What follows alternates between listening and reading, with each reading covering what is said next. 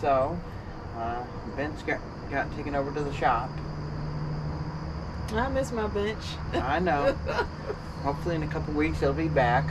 Yes. Get it painted, get it new wood on it. Give it another leash on life. That's right.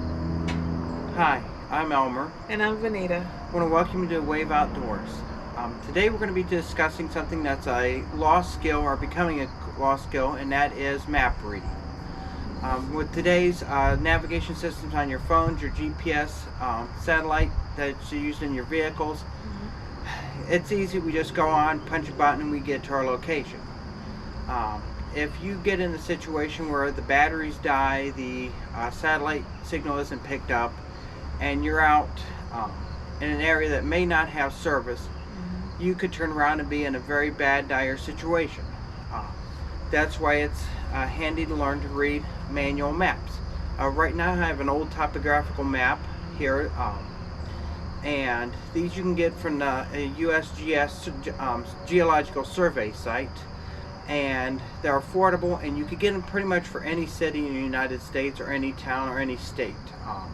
They run about $25, $30. They come in handy, especially of knowing what's in your city, what's not. They're updated every couple of years, and you have a manual backup.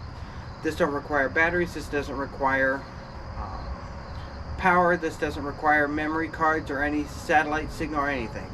So it's definitely worth something.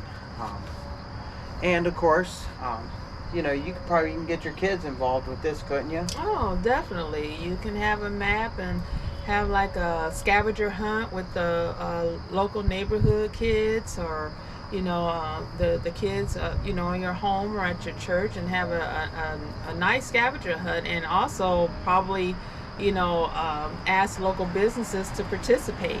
So look into that.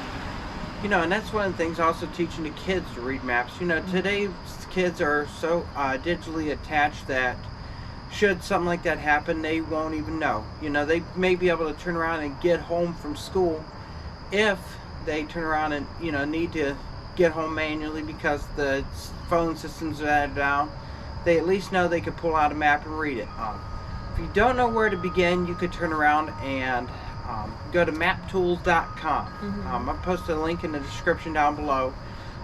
They have a lot of tools, a lot of educational on how to educate yourself. They have compasses with readers designed for the scale of map that you want to get. They explain everything in detail. You could turn around and get your kids involved. It'd be a good Friday night thing to do, maybe a good Saturday evening. Now we're getting back into school. Saturday evening, Friday evening. Get the kids together, turn around, have them do a scavenger hunt. It's something you can also do for your neighborhood kids. Yes. Getting the neighborhood kids involved, maybe getting a little reward for finding it. We're going to map out where this is. And it doesn't have to be a topographical map like this. Right. You could turn around and draw a small map because, once you get kids under 12, they're not going to really retain all this information. But they at least know their neighborhood, they know their thing. And you could even go onto Google Maps and print one off, mark on it where the treasure is, and then have them to be able to learn it. So, and then, once your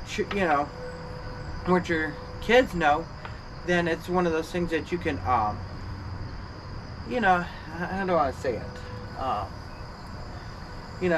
Then it's a life skill they've obtained. It is, yes. And I think that's about it. You got anything else to add for it?